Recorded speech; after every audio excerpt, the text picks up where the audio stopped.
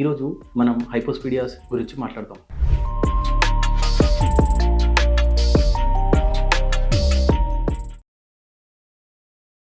Hello everyone, నేను doctor Mohammed Jahangir, consultant urologist and andrologist at Veer institute of andrology and urology. Hypospadias అంటే నార్మల్గా మగపిల్లల్లో urine అనేది అంగం చివరి భాగం నుంచి వస్తుంది. కొంతమంది పిల్లల్లో ఈ యూరెథ్రల్ మియాటస్ అంటే ఈ ఓపెనింగ్ ఏదైతే ఉంటుందో అది కింద ఓపెన్ అవుతుంది. కొంతమందికి దగ్గరలో ఉంటుంది, కొంతమందికి బీజం వరకు ఉంటుంది. దీన్ని మనం హైపోస్పీడియాస్ అంటాం.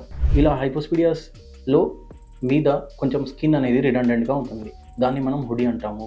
ఎరెక్షన్ అయినప్పుడు వెంట్రల్ కార్డియా వస్తుంది, అంటే ఇది సరిగా ఎరెక్ట్ అవ్వకుండా వెంట్రల్గా కర్వ్ అవుతుంది. దీన్ని మనం వెంట్రల్ కార్డియా అంటాం.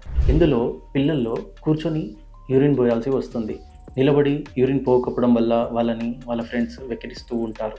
అంతేకాకుండా క్లోత్స్లో యూరిన్ పడిపోయి ఇన్ఫెక్షన్, బ్యాడ్ స్మెల్లింగ్ ఇలా వచ్చే అవకాశాలు కూడా ఎక్కువగా ఉంటాయి. దీనికి మనం కంగారు పడాల్సిన అవసరం లేదు, ఎందుకంటే దీనికి సర్జరీతో ట్రీట్ చేయొచ్చు.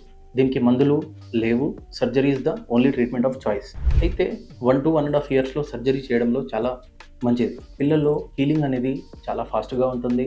సైకలాజికల్ ఇంపాక్ట్ తక్కువగా ఉంటుంది. వాళ్ళు సెల్ఫ్ కాన్ఫిడెన్స్ అనేది బూస్ట్ అవుతుంది. కొంతమంది హైపోస్పీడియాస్ పేషెంట్స్లో వీర్యం అంటే సీమెన్ వెజైనాలో డిపాజిట్ అవ్వకుండా సగం మాత్రంలో బయటనే పడిపోతుంది. ఇట్లాంటి పేషెంట్స్కి సంతానంలో ఇబ్బందులు కలుగుతాయి. సో మనం సర్జరీతో హైపోస్పీడియాస్ని ట్రీట్ చేసుకుంటే సీమెన్ అంతా ప్రాపర్గా డిపాజిట్ అవుతుంది. ఇన్ఫర్టిలిటీ ఇష్యూస్ అనేది రాకుండా చూసుకోవచ్చు.